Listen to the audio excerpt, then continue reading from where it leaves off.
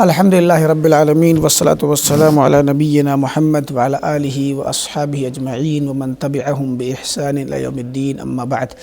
قال الامام ابو عثمان اسماعیل بن عبد الرحمن الصابونی رحمہ اللہ تعالی فی کتابہ عقیدۃ السلف واصحاب الحدیث: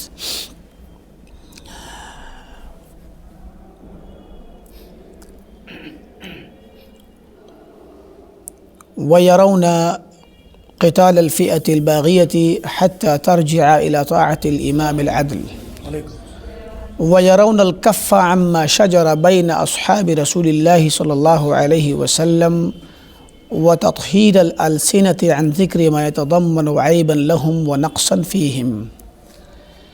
ذکر چل رہا ہے اصحاب الحدیث اور سلف صالحین کے عقیدے کا مختلف ابواب میں، خاص کر صحابہ اکرام کے متعلق. صحابہ کے ذکر کے بعد کچھ اور بھی چیزوں کا ذکر آیا، جس میں امراء اور حکام اور خلفاء اور مسلمانوں کے جو ذمہ داران، قائدین اور حکام ہوتے ہیں، ان کے ساتھ ان کی اطاعت کرنا اور ان کے پیچھے صلاۃ ادا کرنا، ان کے ساتھ جو بھی قیادت کے مقامات ہیں ان میں ان کی قیادت تسلیم کرنا، خاص کر جمعہ، جماعات، حج، جہاد، اور جہاں بھی ان کی ضرورت ہے ان کے جھنڈے کے تحت کھڑے ہونا، ان کی اطاعت کرنا، اور اسی طریقے سے ان کے ظلم پر صبر کرنا، ان کے ظلم کے باوجود ان پر بغاوت نہ کرنا. یہ اہل الحدیث اور اہل سنہ والجماعہ کا مسلک ہے. کہا کہ وَلَا يَرُونَ الْخُرُوجَ عَلَيْهِمْ بِالسَّيْفِ. اہل الحدیث اور اہل سنہ والجماعہ اور سلف صالحین اور ان کے اتباع کرنے والے یہ اپنے حکام کے خلاف خروج اور بغاوت کرنا جائز نہیں سمجھتے. تلوار لے کر کے، یعنی مطلب ہتھیار اٹھانا اپنے حاکم کے خلاف جائز نہیں سمجھتے. وَإِن رَأَوْا مِنْهُمُ الْعُدُولَ عَنِ الْعَدْلِ. گرچہ وہ دیکھ رہے ہوں کہ یہ ہمارے حکام عدل و انصاف کی راہ سے ہٹ چکے ہیں، اِلَى الْجَوْرِ وَالْحَیف، ظلم و ستم کے راستے پر آ چکے ہیں، یعنی عدل و انصاف سے ہٹ کر کے ظلم و ستم بھی کرنے لگے ہیں. اب ظلم و ستم کیا ہوگا؟ آپ کے حقوق ماریں گے، آپ کو اپنا حق نہیں دیں گے، تنگ کریں گے، پریشان کریں گے. تو اس طریقے سے جو ظلم و ستم کے مظاہر سامنے آئیں گے، اس کے باوجود ظلم و ستم پر صبر کرتے ہیں اور ان کے خلاف بغاوت کرنا جائز نہیں سمجھتے. کیونکہ بہرکیف اس خروج اور بغاوت کے معاملے میں بڑا تفصیل ہے، اس میں بہت ساری باتیں ہم نے بتائی بھی تھیں پچھلے بار میں، لیکن بغاوت کا یا خروج کرنے کا اور بغاوت کرنے کا نقصان اصل میں بہت زیادہ ہے. یعنی اگر ایک طرف ایک انسان کی جان یا اس کے مال یا اس کے حقوق پر اگر کوئی وار ہوتا ہے اور عموماً وہ مظلوم ہے، تو ایسا نہیں ہوتا کہ پوری امت پر یا ملک میں جتنے لوگ ہیں ہر انسان پہ ظلم ہو، ہر انسان کو جینے بھی نہ دیا جائے، کھانے بھی نہ دیا. ایسا نہیں ہوتا. اتنا ہوتا ہے کہ ٹھیک ہے، اتنی آزادی نہیں ہوتی، کبھی کبھار سختی ہو جاتی ہے، بعض حاکم ایسے ہوتے ہیں جو شدید ہوتے ہیں، لیکن پھر بھی لوگوں کی جانیں محفوظ رہتی ہیں، پھر بھی عزتیں محفوظ رہتی ہیں. عمومی طور پہ جو حالات ہوتے ہیں، بہرکیف ہر جگہ کے ہر زمانے کے حالات الگ الگ ہوتے ہیں، پھر بھی جیسے بھی حالات ہوں، وہ حالات اور بغاوت کرنے کے حالات میں بہت فرق ہے. بغاوت کے بعد حالات ایک دم خراب ہو جاتے ہیں، اور اس کی مثالیں ابھی حالیہ پچھلے 10-12 سال میں جو ربیع عربی کے طور پہ عربی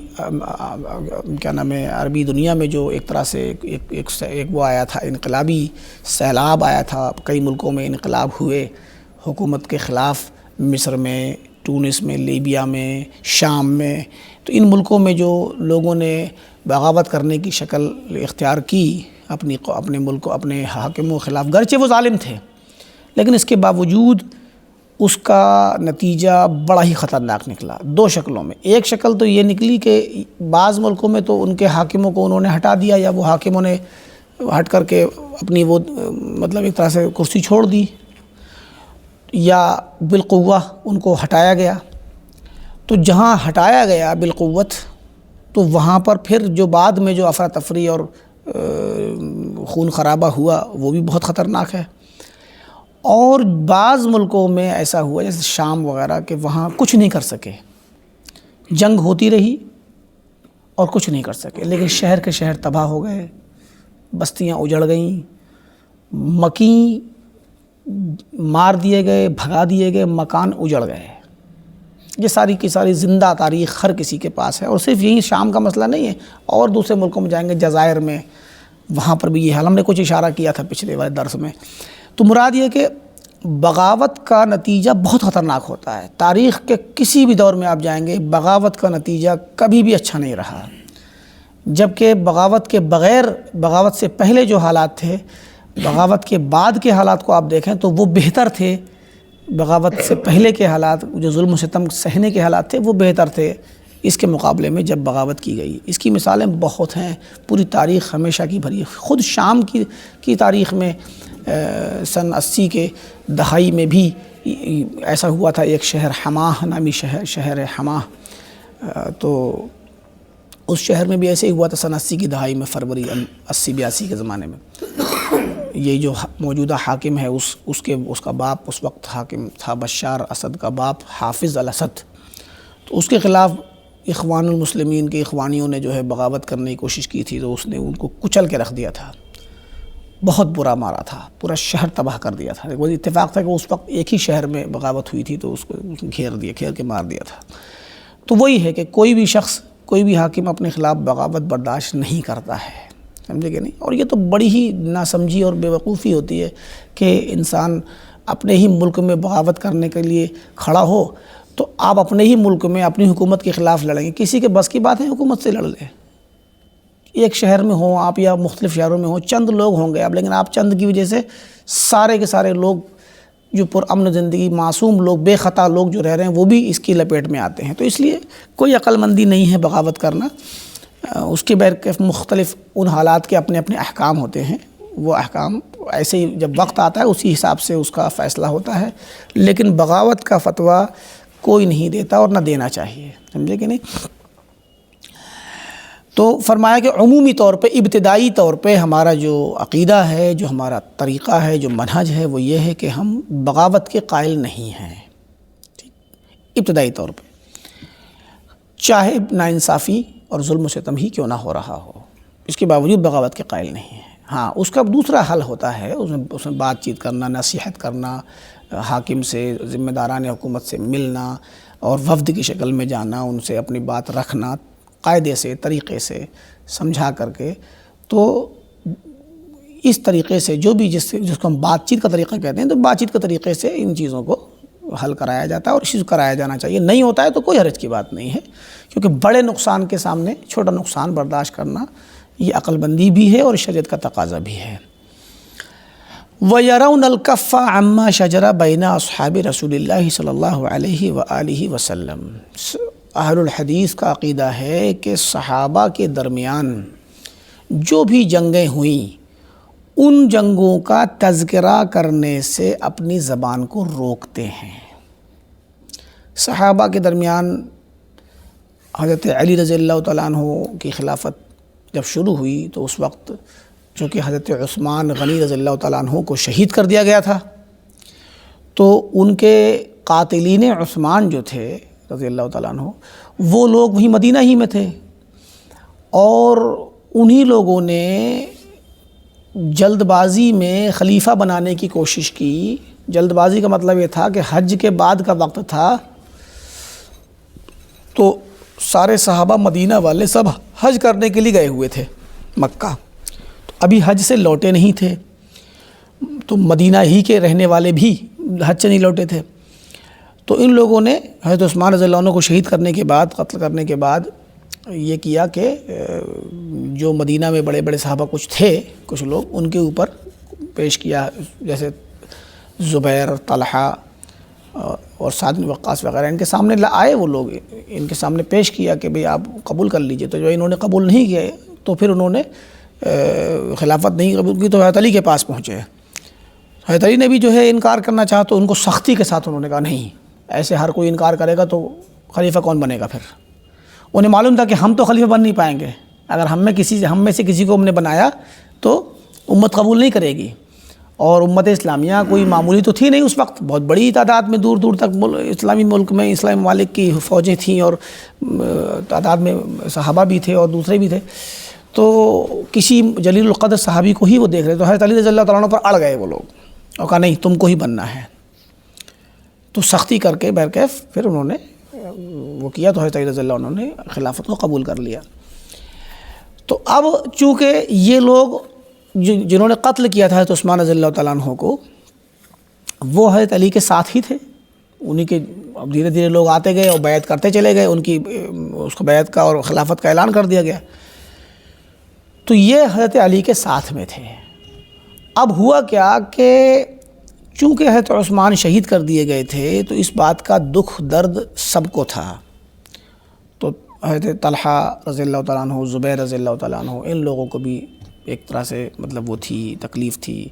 اور پھر ادھر یہ لوگ پہنچے، باہر آئے، ادھر کیا نام ہے، ادھر عائشہ کو خبر پہنچی، مکہ کو لوٹ رہی تھیں، وہ مدینہ سے، وہ مکہ سے مدینہ کو لوٹ رہی تھیں. تو یہ ہوا کہ جو ہے پھر ہمیں بدلہ لینا ہے.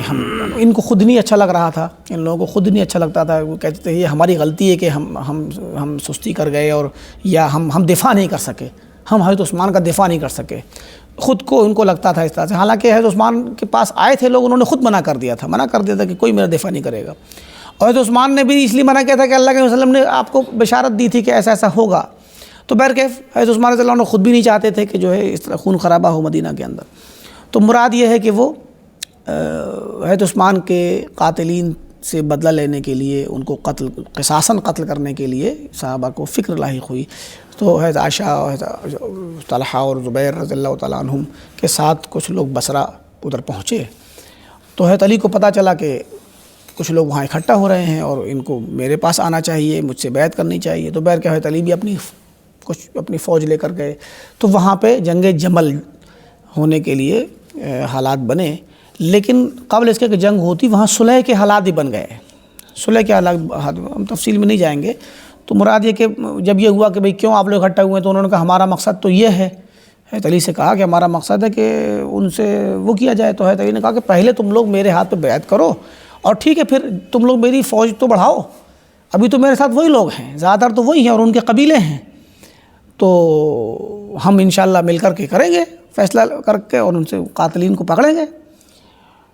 تو یہی سوچ کر کے شام ہو گئی. تو یہ ہوا کہ چلو کل پھر جو ہے اس پر پھر صلح ہوگی اور پھر تصفیہ ہو جائے گا انشاءاللہ. تو اب رات میں ہی ان لوگوں نے جو ہے کیا کیا، حملہ کر دیا، کچھ پلاننگ کر کے کہ کہیں ایسا نہ ہو کہ یہ لوگ اکٹھے ہو جائیں گے تو پھر ہم لوگ پکڑے جائیں گے. تو وہی بات کہ جس طرح آج کے وقت میں ہوتا ہے نا، مظاہرے میں لوگ جاتے ہیں تو بعض شرپسند لوگ عام سیدھے سادھے مظاہرہ کرنے والوں کے درمیان میں بھیج کر کے وہ لوگ پھر پتھراؤ کرتے ہیں یا توڑ پھوڑ کرتے ہیں. پھر ان کی وجہ سے وہ شریف لوگ جو ہیں جنہوں نے مظاہرے کا راستہ اختیار کیا تھا وہ بھی جو ہے زد میں آتے ہیں. تو یہی طریقہ کہ تھوڑے لوگ بھیج دیے حضرت علی کے، ان لوگوں نے حضرت عائشہ اور طلحہ رضی اللہ عنہم کے جو جیش یا جو ان کی طرف کے جو لوگ تھے ان کے خیموں میں بھیج دیا رات میں ہی. تو انہوں نے ادھر کو تیر چلائے حضرت علی رضی اللہ تعالیٰ عنہ کی مطلب معسکر کی طرف، اور ادھر سے تیر چلائے گئے ان کی طرف رات میں اندھیرے میں ہی فجر کے وقت. اور آواز لگائی گئی الٹی کہ انہوں نے دھوکہ دے کر کے ہم پر حملہ کر دیا. تو ان کے والے خیمے میں آواز لگائی گئی کہ حضرت علی کی فوج نے دھوکہ دے کر کے عہد توڑ دیا، جو عہد معاہدہ ہوا تھا توڑ دیا اور ہم پہ حملہ کر دیا. اور انہوں نے یہ آواز لگائی کہ حضرت عائشہ اور طلحہ کی ان لوگوں کی جو فوج ہے انہوں نے ہم پر عہد توڑ کر کے حملہ کر دیا. تو سارے سوئے ہوئے لوگ جب اٹھے تو اپنی طرف سے دفاع کرتے ہوئے ہر انسان اٹھا. وہ جنگ نہیں تھی بلکہ دفاع تھا. تو بہر کے اس طرح سے جنگ ہوئی. اس کے نتیجے میں بہت سارے لوگ مارے گئے. تو مشہور واقعہ تو مراد ایک جنگ جمل کہتے ہیں، کیونکہ حضرت عائشہ ایک جمل ایک اونٹ پہ تھی. تو جنگ جمل ہوئی، اور پھر اس کے بعد کچھ وقت کے بعد جنگ صفین ہوئی حضرت معاویہ اور علی رضی اللہ عنہما کے درمیان. تو یہ جو جنگیں ہوئی ان کی تفصیل ہے بہرکیف. تو کیوں ہوئی، کیسے ہوئی، اس میں کون صحیح تھا کون غلط تھا، ٹھیک، یہ سب تفصیل میں جانا. حالانکہ جو اصل مطلب ایک طریقے سے امر واقعہ ہے وہ یہ کہ حضرت علی رضی اللہ تعالیٰ عنہ چونکہ خلیفہ تھے، وہ خلیفہ تھے، تو وہی اصل حقدار تھے اس بات کے کہ ان کی بات مانی جائے، وہ خلیفہ ہیں، ٹھیک۔ امیر معاویہ رضی اللہ تعالیٰ عنہ نے بات نہیں مانی، انہوں نے یہ نہیں کہا کہ میں آپ کو خلیفہ نہیں مانوں گا، انہوں نے کہا کہ میں آپ کے ہاتھ پر بیعت کروں گا، لیکن پہلے آپ جو ہے امیر ان کے قاتلین عثمان سے بدلہ لیجئے، ان سے قصاص لیجئے، اگر آپ سے نہیں لے ملتا تو مجھے بتائیے، میں لوں گا، میرے پاس طاقت ہے۔ حضرت علی نے کہا کہ تمہارا کام یہ نہیں ہے، میں خلیفہ ہوں، میرے ہاتھ پہ بیعت کرو اور میں طے کروں گا کہ مجھے کس کو کیا سزا دینی ہے اور کب دینی ہے، یہ تم نہیں طے کرو گے۔ اور یہ بات بھی آئی کہ بھئی تم لوگ میری بیعت کر کے میری فوج کی تعداد تو بڑھاؤ، تاکہ میں، ابھی تو وہی لوگ ہیں اور ان کے قبیلے میرے ساتھ ہیں، اور وہ زمانہ کیا ہے، آج بھی عربوں میں یہ کہ ایک شخص کے پیچھے پورا قبیلہ ہوتا ہے، تو وہ جو لوگ تھے ان کے پیچھے ان کی بڑے بڑے قبیلے تھے، ایسا نہیں تھا کہ چند لوگ ہیں یہ، تو اس لیے اگر ان کے مقابلے میں جب بڑی تعداد آئے گی تبھی نہ جا کر کے آدمی فیصلہ کر پائے گا۔ تو حضرت امیر معاویہ نے کہا بھئی آپ کے پاس طاقت نہیں تو ہمیں دیجیے، ہم پکڑیں گے، ہمارے پاس طاقت ہے۔ تو پہلے جو ان کی سوچ تھی، تو انہوں نے کہا ہم جو ہے بیعت کریں گے، لیکن پہلے یہ کام ہونا چاہیے۔ حضرت علی فرما رہے تھے کہ نہیں، پہلے تم بیعت کرو، بعد میں یہ کام میں سوچوں گا، یہ میرا کام ہے سوچنا، ٹھیک۔ تو مراد یہ کہ یہ اچھا، اس پر امیر معاویہ رضی اللہ تعالیٰ عنہ کا نہ آنا، ابھی بیعت نہ کرنا، اس کو حضرت علی نے ایک طریقے سے بغاوت قرار دیا، یا یہ قرار دیا کہ مطلب یہ فیصلہ کہ تم ایک خلیفہ کی بات نہیں مان رہے ہو، اطاعت نہیں کرنا چاہتے ہو، بیعت نہیں کرنا چاہتے ہو، اس لیے یہ فئۃ الباغیہ جو ہوتی ہے، بغاوت کرنے والی جو ٹولی ہوتی ہے، اس کے خلاف قتال کیا جاتا ہے۔ تو اس لیے حضرت علی نے کیا کیا کہ انہوں نے سوچا کہ میں تم سے جہاد کروں گا، قتال، یہاں تک کہ تم کو اس پر راضی کر لوں کہ تم میری وہ کرو، اطاعت کرو اور بیعت کرو۔ تو مراد ہے کہ یہ ان کا اجتہاد تھا، حضرت علی کا بھی اجتہاد تھا جنگ کرنا، اور امیر معاویہ رضی اللہ تعالیٰ عنہ نے کہا کہ کیا نام ہے، وہ بھی اپنے ایک طاقت میں تھے اور صاحب امر تھے، ایسا نہیں کہ وہ ایک معمولی آدمی تھے، وہ پچھلے 20 سال سے جو ہے شام کے گورنر تھے اور ان کے پاس ایک بڑی فوج تھی اور وہ حدود پہ لڑا کرتے تھے جو نصارہ سے، رومیوں سے۔ تو مراد یہ کہ یہ سب ان کے اپنے آپس کے وہ تھے، اجتہادات تھے۔ تو اب یہ جو کچھ بھی ہوا، ان کی تفصیل میں اگر آپ جائیں گے تو آپ ظاہر خود ہی کہیں گے نہیں، ان کو ایسا نہیں کہنا چاہیے، ان کو ایسا کرنا چاہیے، انہوں نے یہ کیوں کیا، ایسا کیوں نہیں کیا، یہ سب چیزیں آئیں گی۔ لیکن ان سب سے ہم اپنی زبان کو روکتے ہیں اور ان میں داخل نہیں ہونا چاہتے، یہ ہمارا عقیدہ ہے۔ لیکن مختصر میں اتنا ضرور ہم عقیدہ رکھتے ہیں ہم اہل سنت کے، ان لڑائیوں میں یا ان جنگوں میں اصل چونکہ خلافت خلیفہ حضرت علی رضی اللہ تعالیٰ عنہ تھے، تو حضرت علی ہی کی بات اصلاً مانے جانے کے قابل تھی، اور وہی صحیح تھے کہ ان کی بات مانی جائے، سمجھے کہ نہیں، حق پر وہی تھے، ٹھیک۔ حضرت علی رضی اللہ تعالیٰ عنہ حق پر تھے، اصل دو لیکن دوسرا انسان باطل پہ نہیں تھا، بلکہ وہ مجتہد مختی تھا۔ مجتہد مختی کا مطلب ہوتا ہے کہ ایک بندہ اجتہاد کر رہا ہے لیکن اجتہاد میں وہ خطا پہ پہنچ گیا، تو ایسے شخص کو اجتہاد کا درجہ اجر ہے خطا کے باوجود۔ تو یہ لوگ اہل سنہ والجماعہ کا اصل عقیدہ یہ ہے اہل الحدیث کا کہ صحابہ کے درمیان جو بھی جنگیں ہوئیں، جو بھی ان کے درمیان اختلافات ہوئے، ان اختلافات میں ہم ان کی گہرائیوں میں جا کر کے تبصرہ بازی نہیں کرتے، اپنی زبانوں کو روک کر کے رکھتے ہیں اور خاموشی اختیار کرتے ہیں اس مسئلے میں۔ اچھا، یہ کیوں ہے ہمارا موقف؟ کیا ہم اپنے عوام سے ان تاریخی حقائق کو چھپانا چاہتے ہیں، یا ہم خود بھی ایک طریقے سے اتنے نااہل ہیں کہ ان تاریخی واقعات کو نہ سمجھ پائیں؟ کیوں آخر کیا حق کو چھپانا چاہتے ہیں ہم، یا کسی کی برائی پہ پردہ ڈالنا چاہتے ہیں؟ ایسا کچھ نہیں ہے، بلکہ اس کی وجہ یہ ہے کہ چونکہ اللہ تعالیٰ نے قرآن میں اور اللہ کے نبی نے اپنے کلام میں صلی اللہ علیہ وسلم نے اپنی حدیث میں اب صحابہ کرام کی تعدیل اور توثیق کی ہے۔ اللہ تعالیٰ نے اپنے قرآن میں جگہ جگہ صحابہ کرام کو رضی اللہ عنہم ورضوا عنہ کہا، ٹھیک، اور بہت سارے وعدوں سے اور جنت کے مغفرت اور جنت کا وعدہ کیا، ٹھیک۔ اللہ کے نبی نے خوشخبری سنائی صحابہ کرام کو جنت میں جانے کی، اور مطلب افراد کو بھی، جماعتوں کو بھی اللہ تعالی، اہل بدر کے بارے میں آیا کہ جو ہے اہل بدر سب کے سب جنتی ہیں۔ پھر بعد میں بیعت رضوان، اہل بیعت رضوان جو حدیبیہ کے موقع پہ بیعت ہوئی تھی درخت کے نیچے، تو اس میں 1400 صحابہ تھے، تو ان کے متعلق بھی آیا کہ جو ہے وہ کیا نام ہے، سب جنہوں نے بھی بیعت کی ان میں سے کوئی بھی شخص جہنم میں نہیں جائے گا۔ تو اس طرح کی روایتیں آئی ہیں۔ تو اللہ کے نبی نے صحابہ کرام کو جو ہے جنت کی خوشخبری دی ہوئی ہے، اور اللہ تعالیٰ نے بھی ان کو رضی اللہ عنہم کہا اور جنت کی خوشخبری دی۔ تو ظاہر ہے کہ اللہ تعالیٰ نے جب جنت کی خوشخبری دی تو اسے معلوم تھا کہ یہی صحابہ کچھ وقت کے بعد لڑیں گے، ان کے درمیان آپس میں نہ مطلب غلط فہمی نہ یا کچھ بھی اس طرح کے مسائل اجتہادی آئیں گے جن میں ان کے درمیان آپس میں جنگ ہو سکتی ہے۔ اس کے باوجود اللہ نے ان کو جنت کی خوشخبری دی، رضی اللہ عنہ و رضوا عنہ کہا۔ تو پتہ کیا چلا کہ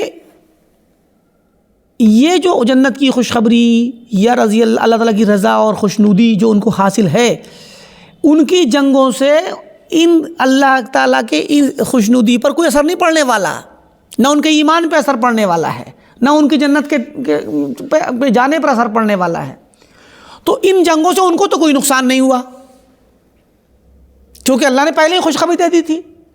حتیٰ کہ اس طرح کے اور واقعے بھی ملتے ہیں۔ مثلا حاطب بن ابی بلتعہ رضی اللہ تعالیٰ عنہ ایک بڑے مشہور صحابی ہیں۔ حاطب بن ابی بلتعہ یہ وہ صحابی ہیں جو اور بھی کئی واقعے ہیں ان کے جو بڑے مشہور ہیں۔ ان میں سے ایک واقعہ ہے جنگ فتح مکہ۔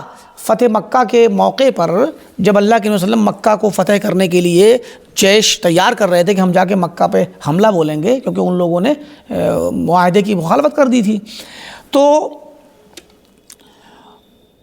حاطب رضی اللہ عنہ نے ایک خط لکھ دیا، جاسوسی کر دی، ایک خط لکھ کے مکہ والوں کو خبر کرنے کے لیے خط بھیج دیا، اور اس میں بلکہ اس کے بارے میں پھر نبی صلی اللہ علیہ وسلم کو وحی کے ذریعے پتہ چلا کہ آپ کی پلاننگ کی خبر جا رہی ہے۔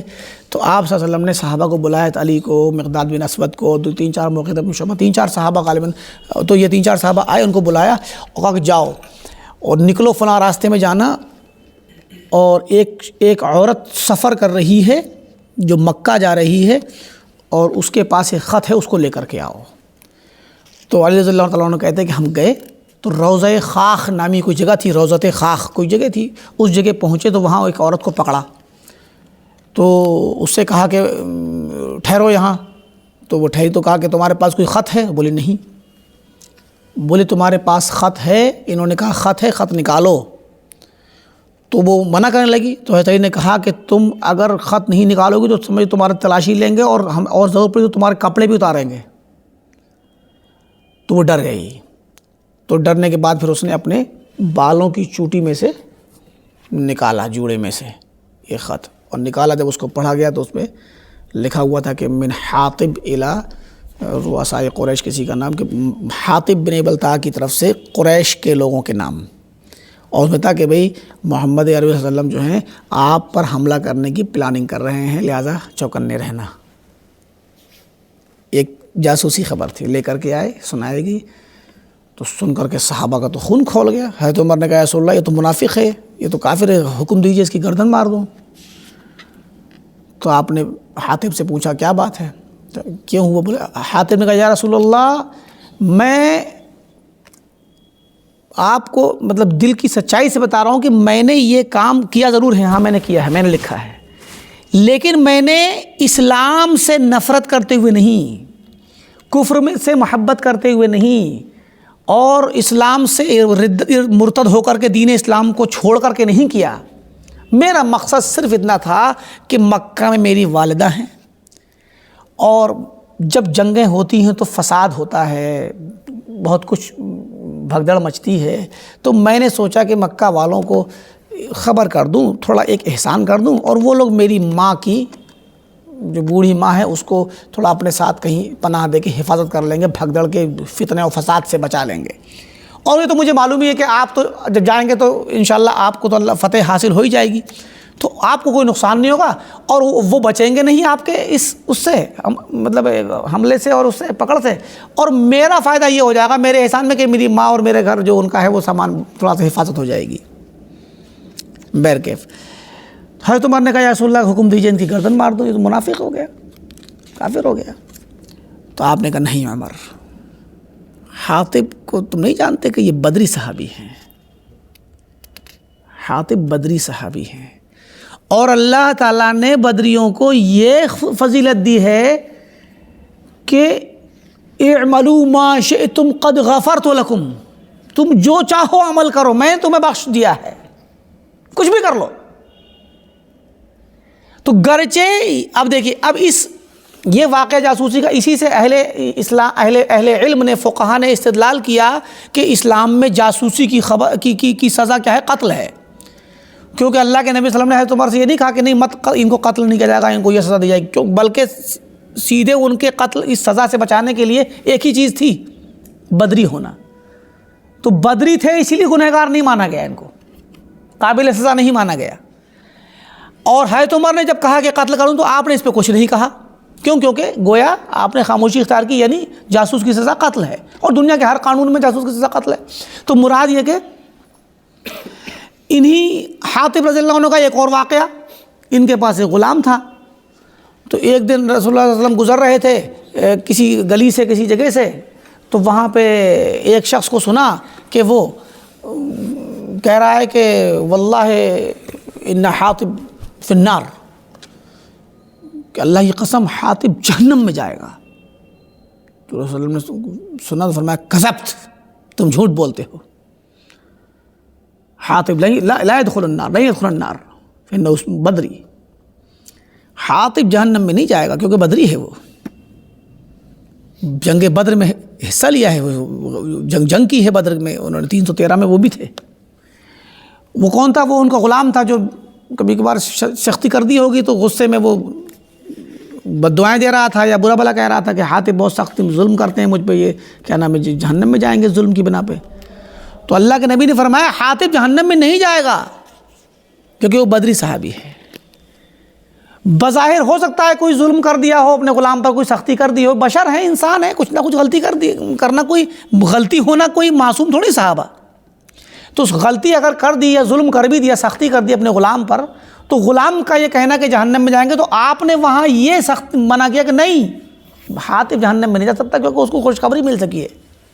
تو اب یہ اس سے کیا پتہ چلا؟ اس سے پتہ یہ چلا کہ یہ جو صحابہ ہیں جن کو جنت کی خوشخبری مل چکی ہے، جن کے بارے میں اللہ تعالیٰ نے پہلے سے رضا کا اور ان کے لیے مغفرت کا وعدہ کیا ہوا ہے، رضامندی کا اعلان کیا، ان کی جنگوں سے ان کو کوئی نقصان نہیں ہے، کیونکہ اللہ کو معلوم تھا جب اللہ نے اعلان کیا ان کے رضا کا اور جنت کا، مجھے پتا تھا کہ یہ ہونا ہے، اور اس کے باوجود اللہ نے خوشخبری دی۔ کیوں؟ کیونکہ یہ ان کا ایمان اتنا بڑا ہے، صحابہ اکرام کا ایمان اتنا بڑا ہے، اتنی بڑی نیکی ہے یہ کہ اس نیکی کے سامنے یہ چھوٹی چھوٹی غلطیاں، جنگیں کچھ نہیں ہیں۔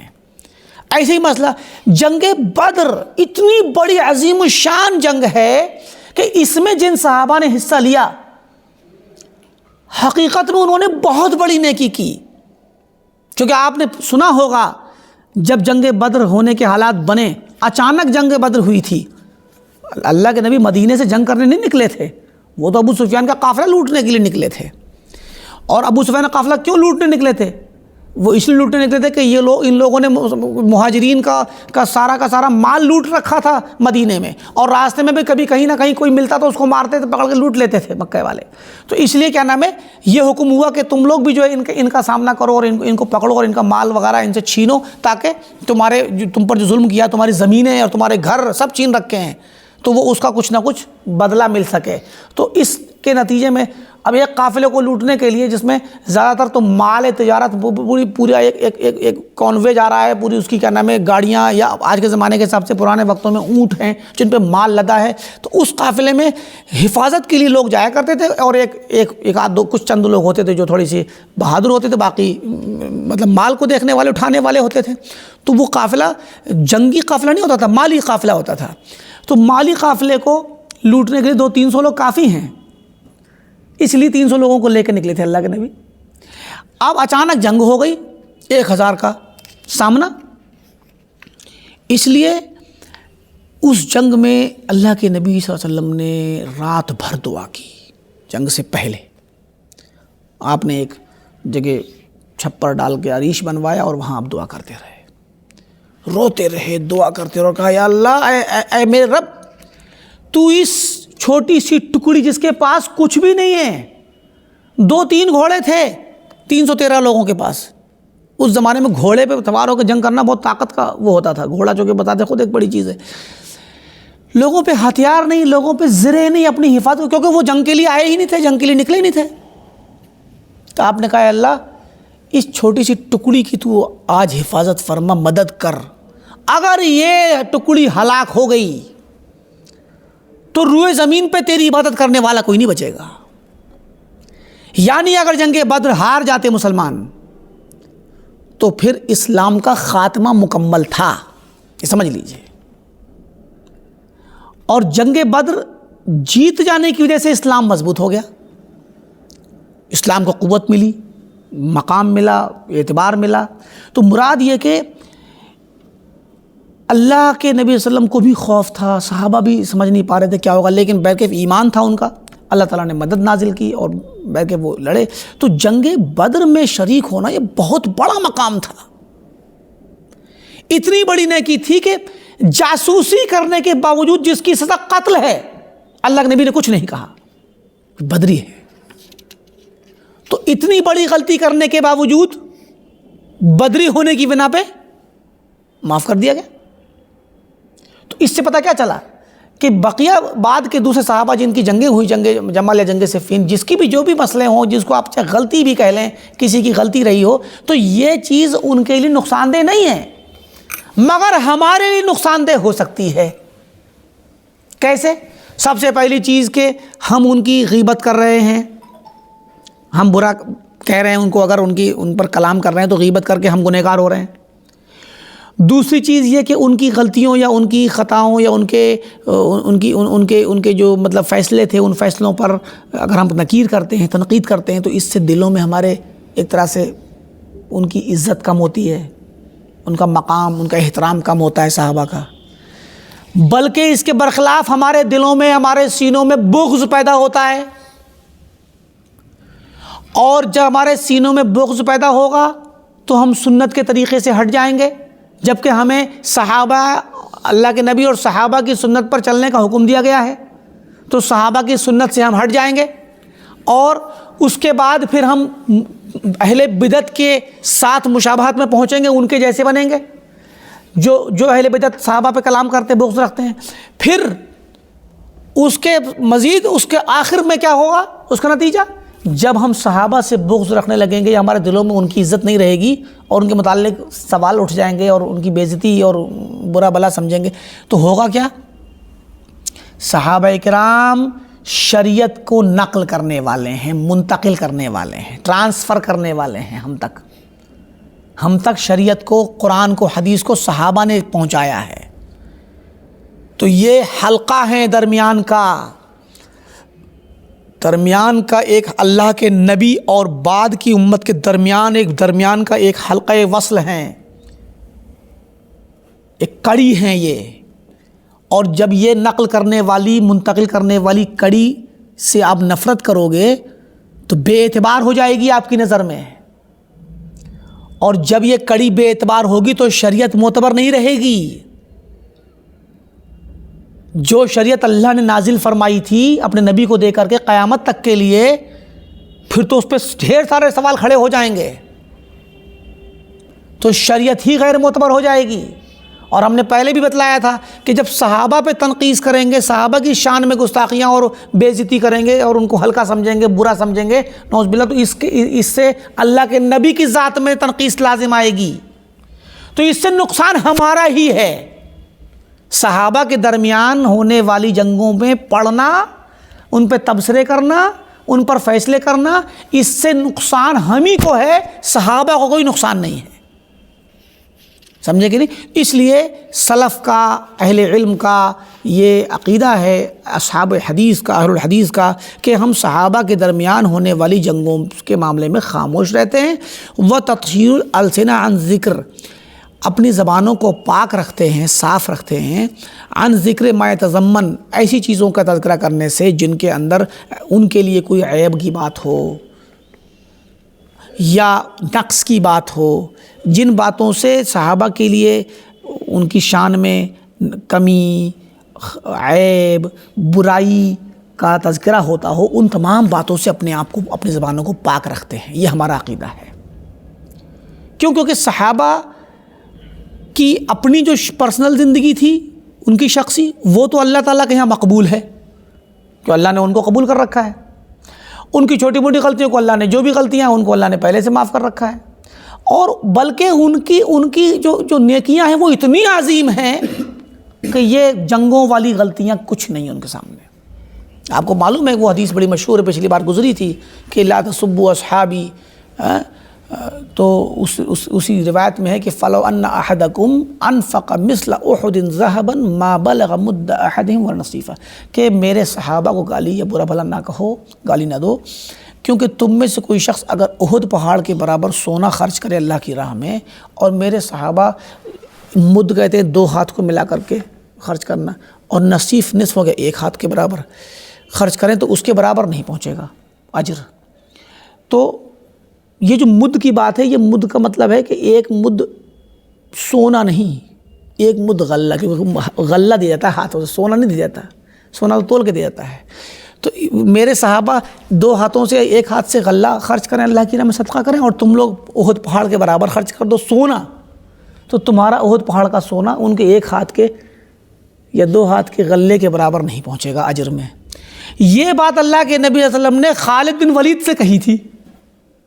صحیح مسلم کی روایت ہے کہ خالد بن ولید رضی اللہ تعالیٰ عنہ اور عبد الرحمن بن عوف کے درمیان آپس میں کچھ کھٹ پٹ ہو گئی تھی، چھوٹی موٹی چیزوں میں بحث مباحثہ ہو گیا، تو اس میں یہ بات جب اللہ کے نبی کو پتہ چلی تو آپ نے یہ بات کہی، کیونکہ خالد بن ولید جو ہیں وہ صلح حدیبیہ کے بعد مسلمان ہوئے ہیں، فتح مکہ کے اور صلح حدیبیہ کے درمیان میں، اور عبد الرحمن بن عوف سابقین اولین میں سے ہیں۔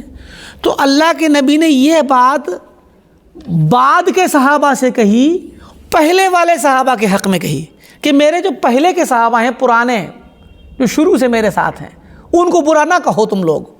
وہ اگر 1 ہاتھ 1 چلو کیا نام ہے کسی غلے کا، چاول اور گیہوں کا، کسی چیز کا صدقہ کریں، اور تم لوگ پورا احد پہاڑ سونے کا بنا کر کے صدقہ کر دو، تو تم اس کے برابر نہیں پہنچو گے۔ یہ بات کس سے کہی؟ بعد کے صحابہ سے جو حدیبیہ کے بعد مسلمان ہوئے۔ تو جو لوگ صحابہ ہی نہیں ہیں ان کا کیا حال ہوگا؟ کوئی مقابلہ نہیں ہے۔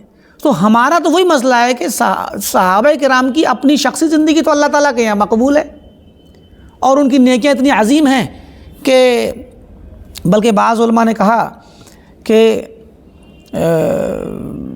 صحابہ کرام کا اللہ کے نبی صلی اللہ علیہ وسلم کے ساتھ 1 گھنٹہ، ساعہ کا ذکر ہے۔ ساعہ تو آج کل ہم گھنٹے کو بولتے ہیں، لیکن عربی زبان میں، پرانے زمانے کی زبان میں ساعہ کا مطلب ہے گھنٹہ، نہیں تو تھوڑی دیر، تھوڑی سی دیر ایک صحابی اللہ کے نبی کے پاس بیٹھے یا آپ کے مجلس میں آپ کے ساتھ رہے، وہ تھوڑی دیر اس کا اللہ کے نبی کے ساتھ بیٹھنا، کہتے ہیں کہ خیر من صلاۃ احدکم 40 سنہ، تم میں سے کوئی شخص، یعنی بعد کے لوگوں سے کہا کسی نے کہ تم میں سے کوئی شخص، حضرت عبداللہ بن عباس نے کہا تھا، عبداللہ بن عباس نے کہا تھا بعد کے مطلب تابعین کے، اپنے زمانے کے لوگوں سے، کہ تم میں سے کوئی شخص 40 سال تک صلاۃ پڑھے، اور وکیع بن جراح کی روایت عبداللہ بن عباس کے اس میں آتی ہے اسی حدیث کے لیے، وہ کہتے ہیں کہ تم میں سے کوئی شخص پوری زندگی عبادت کرے، پوری زندگی 50 60 70 سال کی زندگی ہو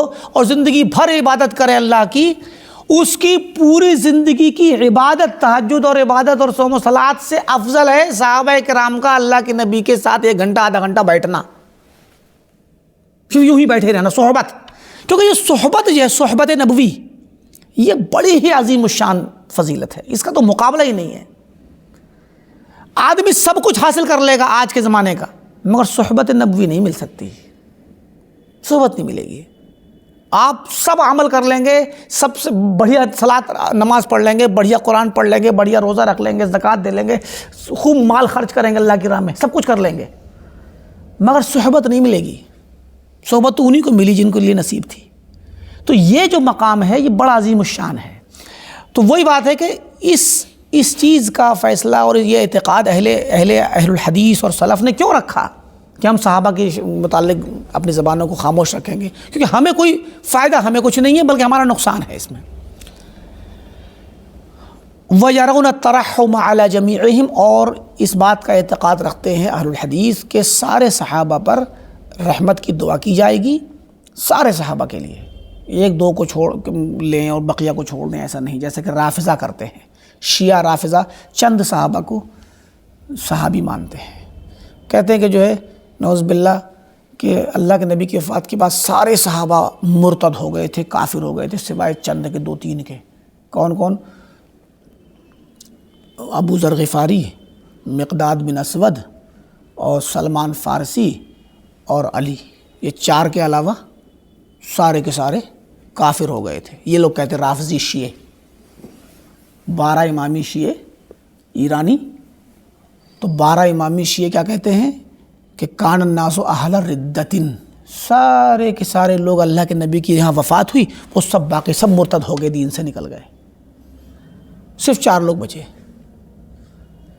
تو یہ جو بات کہتے ہیں وہ لوگ، یہ نہ ایک طرف تو جھوٹ ہے، دوسری طرف یہ دراصل ان کے دلوں میں جو بغض ہے صحابہ کے لیے، دشمنی ہے، کیونکہ بقیہ سارے صحابہ جو ہیں انہوں نے تو جنگیں کی ہیں، انہوں نے تو ایران کو فتح کیا ہے، انہی نے جو ہے ساسانی حکومت کو تباہ و تحوبالہ کیا ہے، کسریٰ کی حکومت کو توڑ پھوڑ کر کے سارا کا سارا خزانہ لے کر کے آئے.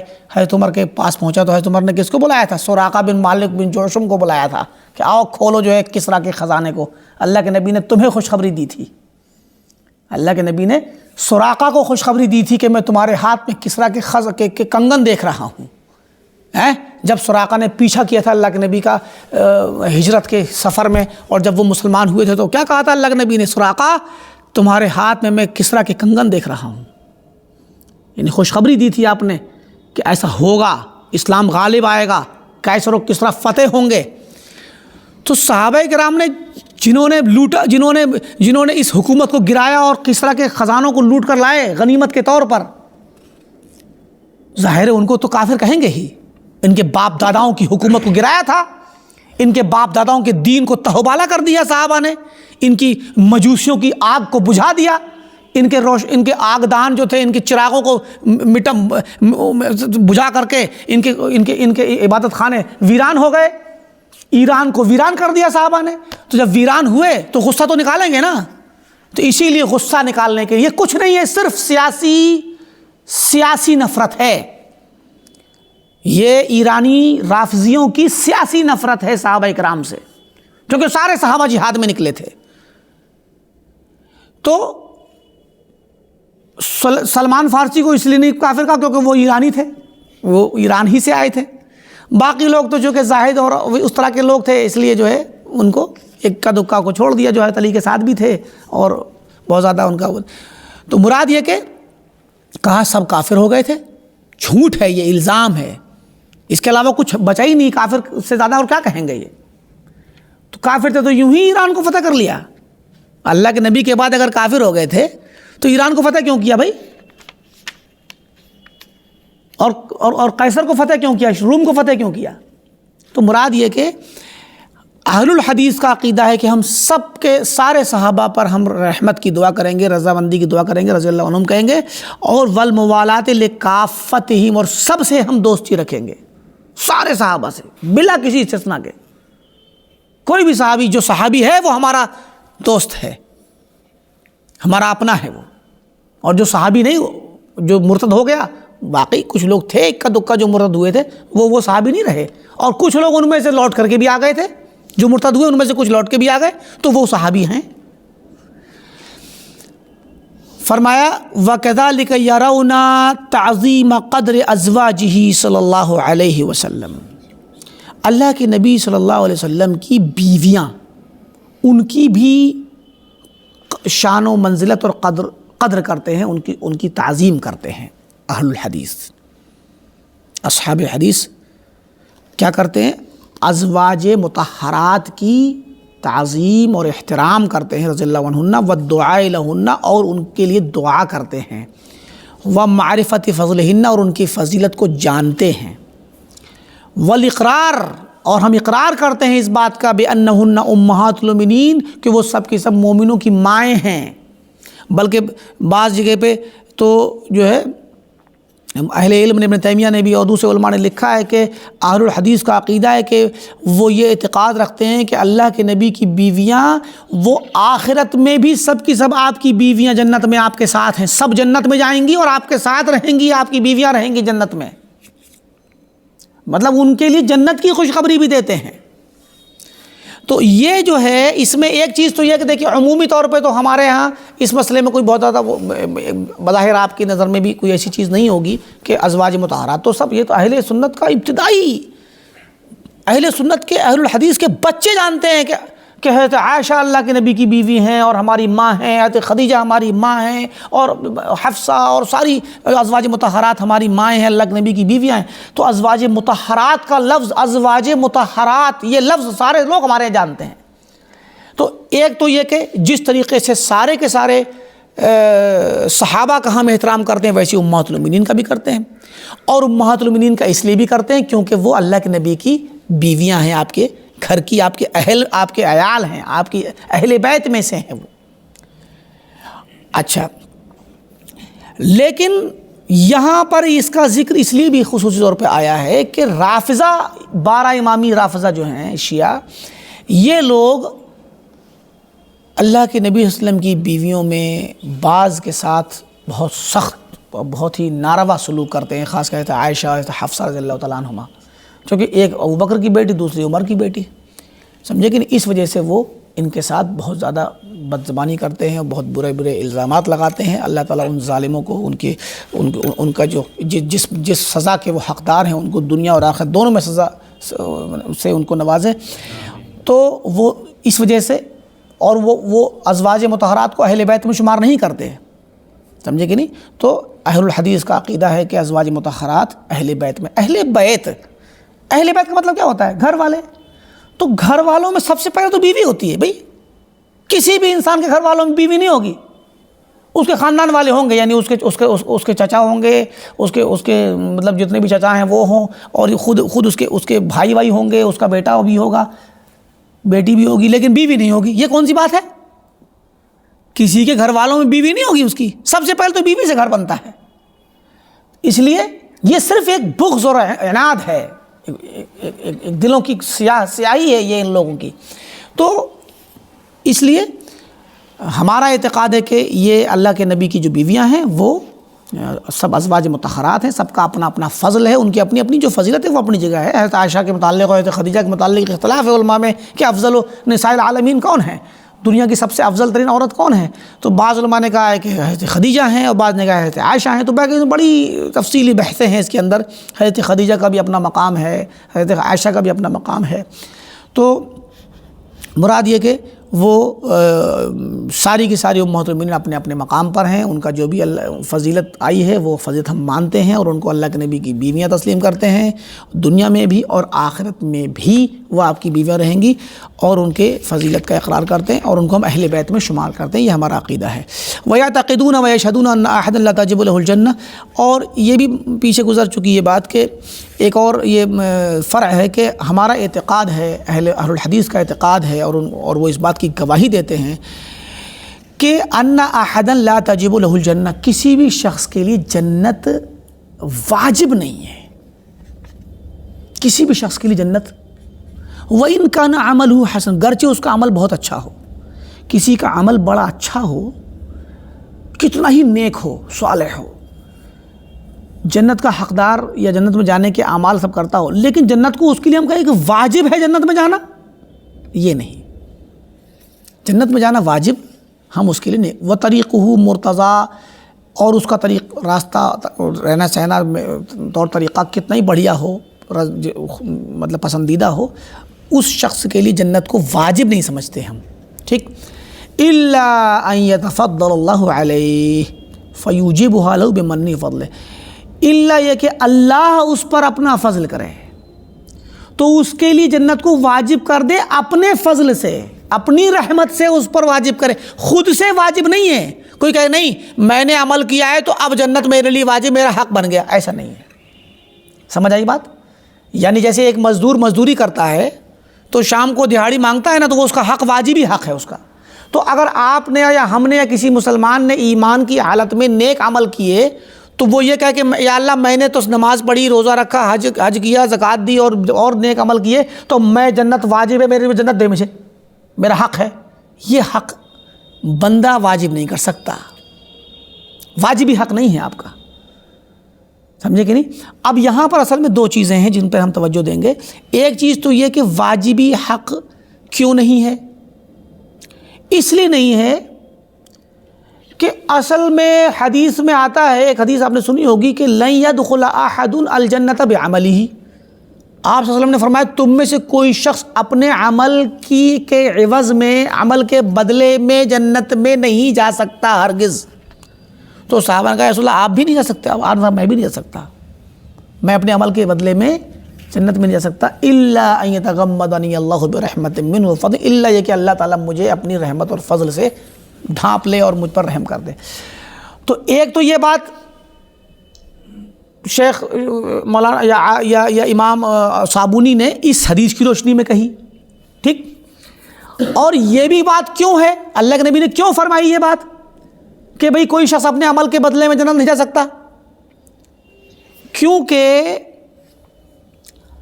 حقیقت یہ ہے کہ ہمارے اعمال جنت کی قیمت نہیں ہے، جنت اتنی سستی نہیں ہے کہ ہمارے اعمال جنت کی قیمت بن سکیں۔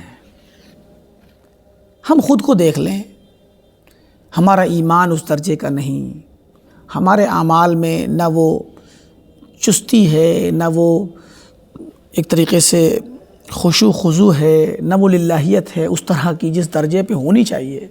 ہماری صلاتیں ٹوٹی پھوٹی ہیں اور غفلت سے لت پت ہماری نمازیں، ہمارے روزے، ہمیں دکھاوا کرنا ہمارا عام سا شیوا، اور جلد بازی میں نمازیں پڑھنا یا عبادتیں کرنا، روزے بھی رکھ لیا تو روزے میں جس طریقے سے ہم ادا کرتے ہیں، بہت سی چیز اب خود پہ دیکھ لے انسان۔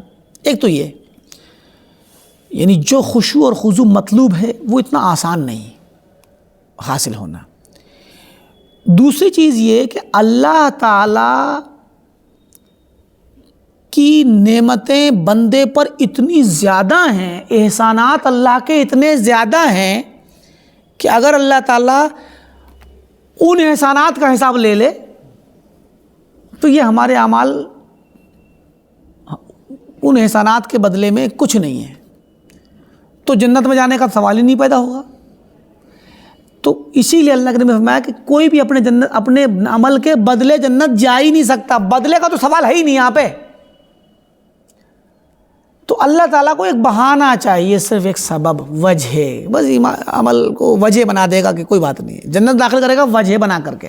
عمل وجہ ہے، بدلہ نہیں ہے، قیمت نہیں ہے، جیسے سامان خریدتے اس کی قیمت دیتے ہیں آپ، تو سبب ہے، وجہ ہے، بہانہ ہے ایک۔ ایمان، ہمارا ایمان دیکھے گا، ہمارا عمل دیکھے گا، تھوڑا سا نظام بنا دیا ہے کہ کوئی بات نہیں ہے، وہ نیکیاں زیادہ ہو جائیں، گناہ کم رہیں تو ہم داخل کر دیں گے۔ اب یہ بھی دیکھیے کیا ہے، آپ ایک گناہ کریں تو وہ 1 لکھا جائے، 1 نیکی کریں تو 10 لکھے جائیں، یہ کون سی بات ہے؟ تو یہ صرف محض فضل ہی تو ہے اللہ کا۔ اب آپ کہیں کہ نہیں میرا اب حق ہے کہ جنت لوں گا، ارے بھائی حق تو یہ تھا کہ 1 گناہ پہ 1، جس طرح سے گناہ لکھا گیا 1 غلطی پہ، تو 1 نیکی پہ 1 ہی ثواب لکھا جانا چاہیے تھا، حق تو یہ تھا۔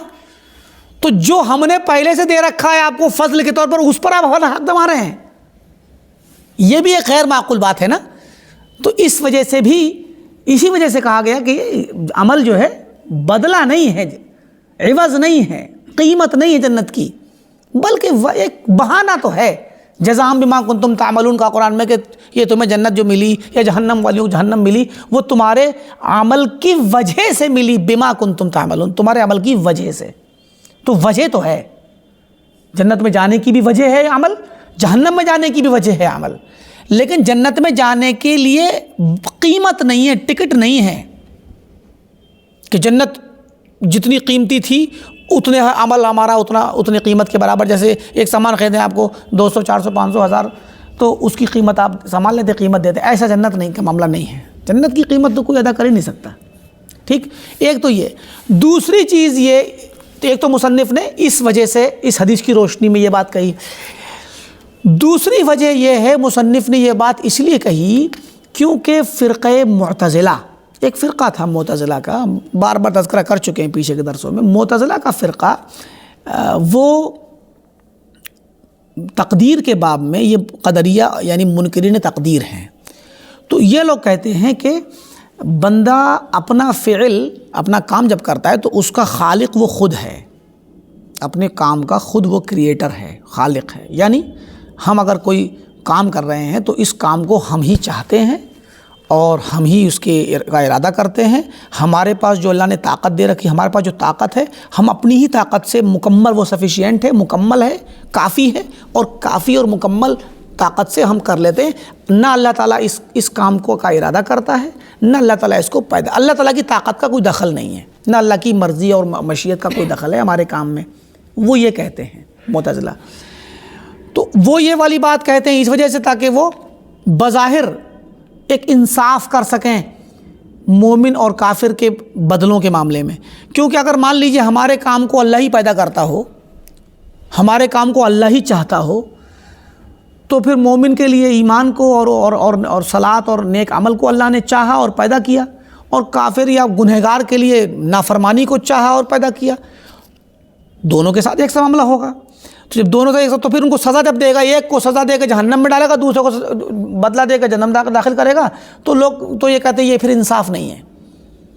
آپ نے اس کے ایک کے لیے گناہ کو چاہا اور پیدا کیا، اس نے گناہ کر لیا. ایک کے لیے نیکی کو چاہا، اس نے نیکی کی اور پیدا بھی کر دیا اپنے نیکی اس کے لیے. تو آپ ہی نے سب کچھ کیا اور پھر آپ ہی جو سزا دے رہے ہیں، تو یہ انصاف نہیں ہے. انصاف یہ ہے کہ نہ آپ مومن کے لیے ایمان کو چاہیں اور نہ اس کو پیدا کریں، اور نہ کافر کے لیے اور گنہگار کے لیے کفر اور گناہ کو چاہیں اور پیدا کریں، مگر دونوں کو آزاد چھوڑ دیجئے، وہ اپنی مرضی سے کریں. تو یہ چیز عقیدہ رکھتے ہیں معتزلہ کہ بندہ اپنی مرضی سے کرتا ہے، اس میں اللہ کی مرضی کا کوئی دخل نہیں ہے. اور پھر جب بندہ اپنی مرضی سے کرتا ہے تو پھر ویسے ہی حقدار ہے جیسے کہ ایک مزدور حقدار ہوتا ہے. تو معتزلہ اللہ تعالیٰ پہ فرض کرتے ہیں کہ میں نے اگر ایمان کی حالت میں اللہ سے ملاقات کی ہے تو میرا حق ہے، اللہ تو تجھے دینا پڑے گا، جنت دینی پڑے گی.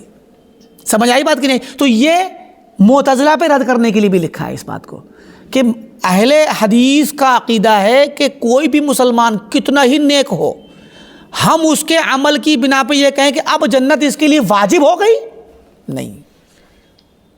اس کے لیے جنت کو واجب کرنے کی کسی میں ہمت نہیں کوئی واجب کر دے. ہاں اللہ تعالیٰ بذات خود اس پر رحم کرے گا، اس پہ فضل کرے گا، تو اپنی طرف سے فیصلہ کر کے واجب جب کر دے گا فیصلہ کہ ہاں جنت ہی، وہ واجب ہو جائے گی. واجب تب ہوگی جب اللہ واجب کرے گا اس کے لیے، ورنہ خود عمل کر کے جنت کسی کے لیے واجب نہیں ہو سکتی. فرمایا کہ اذ عمل الخیر الذی عملہ، کیونکہ جو خیر اور نیکی کا کام اس مومن نے کیا ہے، لم یتیسر لہ الا بتیسیر اللہ عز اسمہ، اس بندے کو آپ نے اگر صلاۃ پڑھی، روزہ رکھا، تو یہ آپ کو یہ کام آسان نہیں ہوا مگر جب اللہ نے آپ کے لیے آسان کیا. جب اللہ نے آپ کے لیے خیر کا ارادہ کیا تب آپ نے خیر کا کام کیا. محض یہ آپ کا اپنا نیک عمل کرنا بھی محض اللہ کا فضل ہے. اسی لیے آپ نے سنا ہوگا عمر رضی اللہ تعالیٰ عنہ کی بڑی مشہور روایت ہے، وہ کہتے تھے کہ میں دعا کی قبولیت کی فکر نہیں کرتا ہوں بلکہ میں دعا کی توفیق کی فکر کرتا ہوں کہ اللہ مجھے وقت ضرورت جب مجھے ضرورت ہو تو مجھے توفیق دے کہ میں دعا کروں، کیونکہ میں جب دعا کے لیے ہاتھ اٹھاؤں گا تو یہ اللہ کی مدد اور توفیق اور اس کی مشیت اور اس کے چاہنے پر ہی کروں گا. اور جب اللہ تعالیٰ مجھ سے دعا منگوائے گا تو مجھے جب توفیق دے گا تو توفیق دے گا ہی اسی لیے کہ وہ میری دعا قبول کرے گا. تو توفیق دے دینا بھی اصل میں بہت بڑی خیر کی علامت ہے. یعنی دوسرے لفظوں میں اگر آپ یا ہم صلاۃ کے پابند ہیں، صلاۃ ادا کرتے ہیں، اذان ہوئی ہم مسجد میں جا رہے ہیں، تو یہ ہم جا تو رہے ہیں، حقیقت میں ہمیں اللہ لے کے جا رہا ہے، اللہ بلا رہا ہے ہم کو. اللہ نے ہمارے لیے توفیق دل میں ارادہ ڈالا ہے، اللہ نے آسان کیا ہمارے لیے جنت کا راستہ، اللہ ہمیں جنت کی طرف لے جانا چاہتا ہے، اسی لیے صلاۃ کے ساتھ ہمیں مسجد کو بھیج رہا ہے. قبول ہونا نہ ہونا بعد کی بات ہے. مسجد میں جانا ہی اللہ تعالیٰ کی ایک بہت بڑی رحمت اور اس کا فضل ہے. نیکی کی طرف بڑھنا ہی اللہ تعالیٰ کا بہت بڑا فضل ہے. بعد میں اس نیکی کا قبول ہونا اور اس کے بعد کے نتائج کا مسئلہ بعد کا ہے. تو یہی چیز ہے کہ اس مومن نے جس کے لیے ہم جنت کو واجب کرنا چاہتے ہیں، اس مومن نے نیک کام کیا ہی اللہ تعالیٰ کی توفیق و مدد اور آسانی سے. فَلَوْ لَمْ يُيَسِّرُ لَهُ، تو اگر اللہ نے اس کے لیے آسان نہ کیا ہوتا، وَلَوْ لَمْ يَهْدِهِ، اور اگر اس کو ہدایت نہ دی ہوتی، لم يهتدي له ابدا، تو اللہ وہ بندہ اس کام کے لیے نہ تو کبھی ہدایت پاتا، نہ اس کو کبھی ہوش ہوتا، نہ کرنے کی کوئی توفیق ملتی. تو یہ محض اللہ کا فضل، تو وہ نیکی بھی اللہ کا فضل ہے. پھر اس کو کروا کر کے اس پہ نیکیاں درج کرنا، وہ بھی اللہ کا فضل ہے. تو سب محض اللہ کا فضل ہے، بندے کا تو کوئی اس میں الگ سے اپنا اختیار اور اتنی بڑی طاقت الگ سے ہے ہی نہیں. قال اللہ عز وجل وَلَوْلَا فَضْلُ اللَّهِ عَلَيْكُمْ وَرَحْمَتُهُ، کہ اگر اللہ تعالیٰ کا فضل تمہارے اوپر نہ ہوتا، وَرَحْمَتُهُ، اور اللہ کی رحمت نہ ہوتی، مَا زَكَى مِنْكُمْ مِنْ أَحَدٍ، تم میں سے کوئی بندہ نیک اور پاک صاف پاکیزہ نہ ہو، پاک باز نہ ہو پاتا. وَلَكِنَّ اللَّهَ يُزَكِّي مَن يَشَاءُ، لیکن اللہ تعالیٰ جس کو چاہتا ہے اس کو پاک کرتا ہے گناہوں سے، شرک سے، معصیت سے، بدعات سے، خرافات سے. تو یہ اللہ تعالیٰ کا اپنا ایک فضل ہے. فرمایا وَيَعْتَقِدُونَ وَيَشْهَدُونَ أَنَّ اللَّهَ عَزَّ وَجَلَّ أَجَّلَ لِكُلِّ مَخْلُوقٍ أَجَلًا، اور اعتقاد رکھتے ہیں اہل الحدیث اور گواہی دیتے ہیں اس بات کی کہ اللہ تعالیٰ نے ہر مخلوق، ہر شخص کے لیے، ہر مخلوق جو بھی مخلوق ہے، ہر مخلوق کے لیے ایک اجل، ایک وقت مقرر کر دیا ہے. اب جو مسئلہ آ رہا ہے وہ ہلکا ہے، تفصیل طلب نہیں ہے. یعنی ہر انسان کا، ہر مخلوق کا ایک وقت مقرر ہے. وَأَنَّ نَفْسًا لَن تَمُوتَ إِلَّا بِإِذْنِ اللَّهِ كِتَابًا مُؤَجَّلًا، اور کوئی بھی نفس، کوئی بھی ذی روح نہیں مرے گا مگر اللہ تعالیٰ کی اجازت سے، جو کہ اللہ نے اس کے لیے ایک کتاب مقرر کر رکھی ہے، ایک کتاب میں اس کے لیے لکھ رکھا ہے، فیصلہ کر دیا ہے اللہ نے لکھ کر کے. وَإِذَا انْقَضَىٰ أَجَلُ الْمَرْءِ، اور جب بندے کا اجل اور وقت گزر جاتا ہے، مکمل ہو جاتا ہے، فَلَيْسَ إِلَّا الْمَوْتُ، تو پھر نہیں بچتا سوائے موت کے. جب وقت مکمل ہو گیا، اس کی زندگی پوری اس نے جی لی، تو اب صرف موت بچی ہے. وَلَيْسَ مِنْهُ فَوْتٌ، اور موت سے کوئی فوت نہیں، موت سے کوئی بچ نہیں سکتا. قال اللہ عز وجل، اللہ نے فرمایا وَلِكُلِّ أُمَّةٍ أَجَلٌ فَإِذَا جَاءَ أَجَلُهُمْ لَا يَسْتَأْخِرُونَ سَاعَةً وَلَا يَسْتَقْدِمُونَ، ہر امت کے لیے ایک اجل اور وقت مقرر ہے. جب ان کا وقت آ جاتا ہے تو وہ ایک لمحے کے لیے، ایک ساعت کے لیے بھی نہ تو پہلے جا سکتے ہیں نہ بعد میں، مطلب تاخیر نہیں ہوگی، وقت مقرر پہ موت ہونی. مراد یہاں پر آگے ایک مسئلہ آئے گا کہ قتل وغیرہ کے مسائل ذکر کریں گے، کہ مثلا یہ ہمارا عقیدہ ہے کہ جو جس وقت مر رہا ہے وہ اپنا زندگی کا پورا جو اجل اللہ نے مقرر کیا تھا اس کو پورا کر کے ہی مر رہا ہے، چاہے وہ بچپن میں مر جائے یا بڑے پہ مرے، جوانی میں، نوجوانی میں، ادھیڑ عمر میں، بڑھاپے میں، کبھی بھی مرے، اس کا ایک اجل اتنا ہی تھا. تو یہی چیز ہے. تو کوئی بھی شخص، ہر ایک کے لیے اللہ نے اجل اور وقت مقرر کر دیا ہے. فرمایا وَمَا كَانَ لِنَفْسٍ أَن تَمُوتَ إِلَّا بِإِذْنِ كِتَابٍ مُؤَجَّلًا، یہ بھی آیت ابھی پیچھے گزر گئی کہ کسی بھی نفس کے لیے مرنے کا کوئی اختیار نہیں ہے مگر اللہ کی اجازت سے. اور یہ ایک لکھی ہوئی اور فرض کی ہوئی ایک کتاب ہے جو لکھ دی اللہ نے اور جس کا اجل مقرر کر دیا ہے. اور وَيَشْهَدُونَ، اور گواہی دیتے ہیں اہل حدیث، أَنَّ مَن مَاتَ، کہ وہ شخص جو مر گیا، او قتل، یا قتل کر دیا گیا، فقد انقضى اجلہ، تو اس کا اجل اور اس کی عمر گزر گئی، مکمل ہو گئی. مطلب یہ کوئی نہ سوچے کہ نہیں اگر یہ قتل نہ ہوتا تو اور جیتا، نہیں، قتل ہو گیا، مر گیا، تو وہ اس کی عمر اتنی ہی تھی، وہ وقت سے پہلے نہیں مرا، اپنے وقت پہ ہی مرا ہے، لیکن اللہ نے اس کے لیے ایسے ہی طریقے سے لکھا تھا.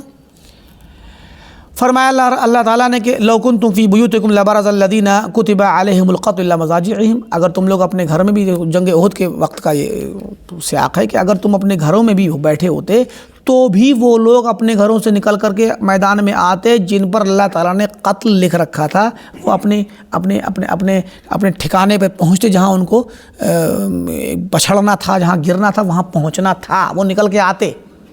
تو جو جنگ احد میں آ کے لڑے تو فرمایا کہ اگر تم گھروں میں بھی بیٹھے ہوتے تب بھی تمہیں یہاں آ کر کے جن کو مرنا تھا، قتل جن پہ لکھا تھا وہ ان کو پہنچنا تھا۔ فرمایا اینما تکونوا یدرککم الموت ولو کنتم فی برج مشیدہ، تم جہاں بھی رہو وہاں تمہیں موت پکڑ لے گی، چاہے تم بڑے بڑے برج میں رہو، بڑے بڑے قلعوں میں رہو، بڑی بڑی منزلوں میں، بڑے بڑی حویلیوں میں رہو جن میں بہت زیادہ مضبوط عمارتیں بنا دی جاتی ہیں۔ تو مراد یہ کہ کوئی چھپ نہیں سکتا، کوئی بچ نہیں سکتا موت سے، اور جب موت آئے گی تو وہ اس کا اپنا ایک وقت مقرر ہوگا، اس وقت پہ وہ مرے گا۔ مزید ایک ذیلی مسئلہ ہے کہ فرمایا کہ وَيَعْتَقِدُونَ أَنَّ اللَّهَ سُبْحَانَهُ خَلَقَ الشَّيَاطِينَ يُوَسْوِسُونَ لِلْآدَمِيِّينَ، اس بات کا اعتقاد رکھتے ہیں اہل الحدیث کہ اللہ تعالیٰ نے شیطانوں کو پیدا کیا ہے، یعنی شیطان بھی ایک اللہ کی مخلوق ہیں، ابلیس اور اس کے چیلے جو شیاطین ہیں ان کو اللہ نے پیدا کیا ہے، اور ان کا کام ہے یوسوسون للآدمیین، آدمیوں کو وسوسہ ڈالتے ہیں۔ اللہ نے ان کو ایک قدرت دی ہے، اس قابل بنایا ہے کہ وہ اللہ کے بندے کے جسم میں، ان کے خون میں گھس جائیں، ان کے جسم میں گھس جائیں، ان کے دلوں میں جا کے بیٹھیں، سینوں میں جا کے بیٹھیں، وسوسہ ڈالیں۔ یہ اللہ نے ان کو ایک قدرت دی ہے، طاقت دی، اور آزمانے کے لیے اللہ نے یہ ان کو نظام بنایا ہے۔ وَيَقْصِدُونَ استِذْلَالَهُمْ، اور وَيَتَرَصَدُونَ لَهُمْ، وہ چاہتے ہیں کہ ان کے قدموں کو پھسلوائیں۔ شیاطین وسوسے ڈالتے ہیں، انسان کو سیدھی راہ سے بھٹکانا چاہتے ہیں۔ وَيَتَرَصَدُونَ لَهُمْ، اور ان کے لیے طاق میں بیٹھے رہتے ہیں کہ ہم کبھی بھی ان کو شکار کر لیں، جہاں چاہیں موقع پائیں شکار کر لیں۔ تو اللہ نے فرمایا کہ وَإِنَّ الشَّيَاطِينَ لَيُوحُونَ إِلَىٰ أَوْلِيَائِهِمْ لِيُجَادِلُوكُمْ وَإِنْ أَطَعْتُمُوهُمْ إِنَّكُمْ لَمُشْرِكُونَ، کہ شیاطین جو ہیں اپنے اولیاء، جو شیاطین کے دوست احباب اور ان کی عبادت کرنے والے، ان کے طریقے پہ چلنے والے ان کے اولیاء ہیں، ان کو یہ لوگ اپنے وحی اور بھیجتے ہیں، انہیں خبریں دیتے ہیں اور بتاتے ہیں ان کو بہت سی باتیں جن کے ذریعے وہ تم سے جدال کریں، تاکہ وہ تم سے لڑیں، جھگڑا کریں، جدال کریں۔ مطلب یہ کہ خاص کر جو اہل باطل ہیں وہ شیاطین سے بہت زیادہ رابطہ رکھتے ہیں، اور ان شیاطین ان کے دلوں میں بہت ساری چیزیں ڈالتے ہیں تاکہ وہ تم سے جنگ و جدال کریں، ان سے مباحثہ کریں۔ وَإِنْ أَطَعْتُمُوهُمْ إِنَّكُمْ لَمُشْرِكُونَ، اور اگر تم نے ان کی اطاعت کی تم بھی شرک کرنے والے بن جاؤ گے۔ وَأَنَّ اللَّهَ تَعَالَى يُسَلِّطُ عَلَىٰ مَن يَشَاءُ، اور اللہ تعالیٰ شیاطین کو جن پہ چاہتا ہے مسلط کر دیتا ہے، شیطان کو مسلط کر دے گا، جس سے اللہ چاہے گا اس کے اوپر شیطان مسلط ہو جائے گا۔ وَيَعْصِمُ مِنْ كَيْدِهِمْ وَمَكْرِهِمْ مَن يَشَاءُ، اور شیاطین کی شر سے، ان کے قید سے، ان کی سازشوں سے، ان کے مکر اور فریب سے، اور ان کی شر سے جس کو چاہتا ہے اللہ تعالیٰ بچا بھی لیتا ہے۔ تو گویا شیطان سے بچانا بھی اللہ کا کام ہے، شیطان کے گرفت میں پہنچنا بھی اللہ کی طرف سے اجازت اور ڈھیل اور اس کی آزمائش ہوتی ہے۔ تو یہاں پر کیا ہے، پہلے وہ آیت فرماتے ہیں کہ اللہ نے فرمایا، ابلیس سے کہا تھا وَاسْتَفْزِزْ مَنِ اسْتَطَعْتَ مِنْهُمْ، جاؤ جا کر کے بہکاؤ جن کو تم بہکا سکتے ہو، بہکاؤ بِصَوْتِكَ، اپنی آواز سے، آواز لگاؤ۔ مفسرین نے لکھا کہ آواز کا مطلب اس سے مراد ہے یہاں پر موسیقی، گانا بجانا، یہ سب ڈھول تماشے، کہ یہ شیطان کی جو ہے آوازیں ہیں، تو ان آوازوں کے ذریعے بہکاؤ۔ آج کے زمانے میں موسیقی اور میوزک دنیا کی سب سے بڑی ایک چیز بن گئی ہے جس کے ذریعے انسان بہک جاتا ہے۔ تو بہکانے کے لیے شیطان موسیقی کا راستہ اختیار کرتا ہے، اپنی اس کی آواز ہے، یہ مزمار الشیطان کو کہا گیا نا، تو مزامیر الشیطان۔ تو فرمایا کہ جاؤ جا کے تم بہکاؤ جس کو تم بہکا سکتے ہو، پھسلاؤ جس کو تم پھسلا سکتے ہو اپنی آواز سے، جیسی بھی آواز نکالو۔ تو ان میں سے اس شیطان کی مختلف آوازوں میں سے ایک آواز موسیقی اور ڈھول تماشے اور گانے بجانے بھی ہیں۔ وَأَجْلِبْ عَلَيْهِمْ بِخَيْلِكَ وَرَجِلِكَ، اور اکٹھا کرو ان کے اوپر اپنے ہر طرح کے اپنی فوج کو، مطلب اپنے چیلوں کو، اپنے چمچوں کو، اپنی ذریت کو اکٹھا کرو، اور بنی آدم کو بہکانے کے جو بھی طریقے ہو سکتے ہیں اپنی فوج کو لاؤ۔ کبھی کسی مطلب خیل اور رجل کا مطلب ہوتا ہے، خیل کا مطلب وہ لوگ جو گھوڑوں پر بیٹھی ہوئی فوج ہو، گھوڑوں والی، رجل وہ جو پیدل والی فوج ہو۔ مراد ہے کہ اپنی ساری فوج اکٹھی کر لو، ہر طرح کی اپنی طاقت اکٹھی کرو اور لگا دو بنی آدم کو بہکانے کے لیے۔ آج اللہ نے آزمائش کے لیے اس کو چھوٹ دی۔ وَشَارِكْهُمْ فِي الْأَمْوَالِ، ان کے مالوں میں شرکت کر، ان کے مال میں شرکت کر، یعنی مال کمانے چلیں تو ان کے مال کے کمانے کے طریقوں میں شرکت کر، گھس جا، ان کو حرام طریقے سے مال کمانے کے راستے دکھا ان کے مال میں۔ اور والاولاد، ان کی اولاد میں شرکت کر۔ تو اولاد میں شرکت کا مطلب ہے زنا کی اولادیں ہوں، زنا پر ابھار تاکہ اولادیں زنا سے ہوں۔ لوگ زنا سے، آج کے زمانے میں زنا کے ذریعے اولادیں کرنا اپنے لیے کوئی عیب نہیں سمجھتے، بڑے بڑے دنیا کے لوگوں کے آج کل آپ دیکھیں گے بعض کھلاڑیوں کے متعلق کہ وہ ان کی جو ہے کیا نام ہے شادی نہیں ہوئی ہے اور ساتھ میں اس نے اپنی فرینڈ کو رکھا ہوا، اس سے جو بچے کر رہے ہیں، 3 4 5 بچے بھی ہو گئے۔ بعض کھلاڑی اس طرح کے مشہور ہیں دنیا بھر کے سیاق میں، فٹ بال وغیرہ میں، تو دیکھیں گے تو یہ جو ہے کیا ہے، شادی کے بغیر ہی یہ زنا ہے، یہ زنا کی اولاد ہے یہ، اور یہ زنا کی اولاد یہ شیطان کی شرکت سے ہوئی ہے۔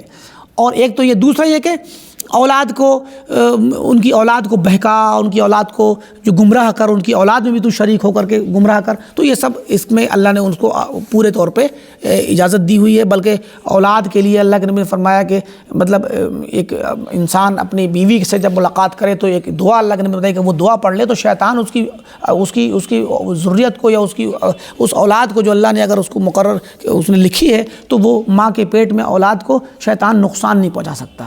تو گویا اللہ نے شیطان کو اتنی طاقت دی کہ وہ ماں رحم مادر میں گھس کر کے اس بچے کو نقصان پہنچا سکے۔ تو مراد یہ کہ یہ ان کی اولاد کو نقصان پہنچا، ان کی اولاد میں شرکت کر طرح طرح سے وعدہم، اور انہیں وعدہ دے لے اپنی طرف سے، یعنی اپنے برے راستے میں اچھی خواب دکھلا، سمجھے کہ نہیں؟ آپ کے پاس فون آئے گا، آفر آئے گا بینکوں سے، سود کے آفر آئیں گے، نئے طریقے سے آپ کو چیزیں سامنے آئیں گی، آپ کو لگے گا کہ کتنا خوبصورت اس کے اندر جو ہے کمانے کا ذریعہ ہے اور آگے بڑھنے کا طریقہ ہے۔ تو یہ وعدے، یہ دل فریب کیا نام ہے شکلیں جو آتی ہیں، ان سے انسان کبھی کبھی بالکل اس کا عقل کام کرنا چھوڑ دیتی ہے، وہ دوڑتا ہے کہ میں اس کے پیچھے نکلوں اور وہاں اس کے ذریعے جو ہے کیا نام ہے کما لوں، کہ بڑے اچھے وعدے اور آپ کو وہ ملیں گے، آفر ملیں گے۔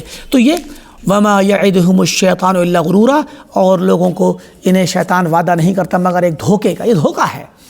إِنَّ عِبَادِي لَيْسَ لَكَ عَلَيْهِمْ سُلطان، جو میرے خالص بندے ہیں ان پہ تیری کوئی قدرت اور قوت اور طاقت کام نہیں کرے گی، تیرا کوئی اختیار کام نہیں کرے گا۔ وَكَفَىٰ بِرَبِّكَ وَكِيلًا، اور تمہارا رب اس پر وکیل ہے، کافی ہے۔ إِنَّهُ لَيْسَ لَهُ سُلطان عَلَى الَّذِينَ آمَنُوا وَعَلَى رَبِّهِمْ يَتَوَكَّلُونَ، شیطان کو کوئی بھی طاقت حاصل نہیں مومنوں پر، جو اللہ پر ایمان رکھتے ہیں اور اللہ پر توکل رکھتے ہیں، ان پر شیطان کا کوئی عمل دخل نہیں، وہ نقصان نہیں پہنچا سکتا ان کو۔ انما سلطانہ علی الذین یتولونہ، تو اس سلطان اور طاقت جو شیطان کو حاصل ہے وہ کن لوگوں پر ہے؟ جو شیطان کی پیروی کرتے ہیں۔ تو مراد یہ کہ اس کے ذریعے مصنف نے یہ بتلایا کہ شیطانوں کا بہکانا یہ ایک حق ہے، شیطان کا ورغلانا یہ حق ہے، اور انسان کو شیطان سے تبھی حفاظت ہو سکتی جب وہ اللہ تعالیٰ اس کی حفاظت کرے۔ تو بندے کو چاہیے کہ بندہ شیطان سے حفاظت کا سامان مہیا کرے، اور خصوصی طور پہ اللہ کے نبی صلی اللہ علیہ وسلم کی جو سنت ہے اس سنت کے مطابق اگر بندہ صبح اور شام کے اذکار اور اوراد اور دعاؤں کا اہتمام کرے تو شیطان کے شر سے اور شیطان کی وسوسوں سے اور اس کی بہکانے سے محفوظ رہ سکتا ہے۔ اللہ رب العالمین سے دعا ہے کہ اللہ تعالی ہم تمام کو سیدھی راہ پر چلا کتاب و سنت کے طریقے کو سمجھنے، اس پر عمل کرنے کی توفیق دے، اور باطل افکار سے، باطل عقائد سے بچنے کی توفیق دے، اور شیطان کے راستے سے ہم تمام کی حفاظت فرما۔ وآخر دعوانا الحمدللہ رب العالمین، والسلام علیکم ورحمۃ اللہ وبرکاتہ۔